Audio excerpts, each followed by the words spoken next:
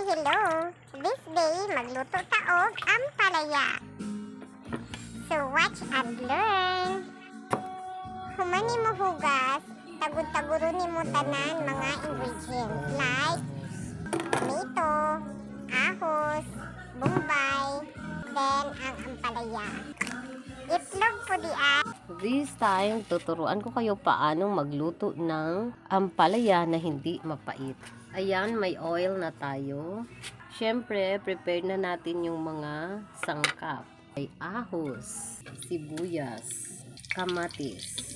Shake nato na siya bago natin ibutang ang ang ampalaya. You see that? Hindi yan siya gikumos-kumos. No need to kumos-kumos na.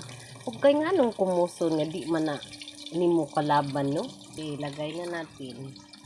Imo lang siyang ukayon. Ukayon ni mo na makot siya with the mantika. Do not touch. Do not put anything. Lagyan lang ng takip. Next is kung feeling ni mo murag nag-moist na imong taklob, imuha siyang i-open. Yan. Pag mag-moist na, that means luto na siya. Ang iyahang pait, imuha ng malanghap. Yan. Hindi na siya pait. Isa, pwede diduan ako. I-coat na natin with itlog. Lagyan natin ng asin. Kunti lang kasi may asin na ang natin, ang eggs. So, pwede na nimo siya ukay-ukayon kay luto naman siya. Pero kung hilaw pa siya, ayaw siya ukaya kay mauna ang makapait. Istorya lang po na sa akong friend na Ilocano. Hi, Kuya Gilbert!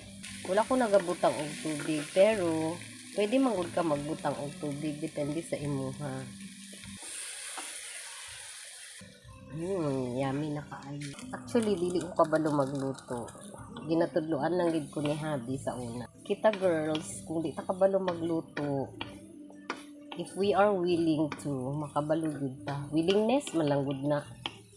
Mo nang magingon mo di mo kabalo, makabalo gid ta sa lahat ng bagay. If we are willing to learn. So, ready na atong ulam. Pwede na nato tawagon si Habi. Ma'am Karen, alam mo na kung paano magluto ng ampalaya na hindi mapait. I-try mo na.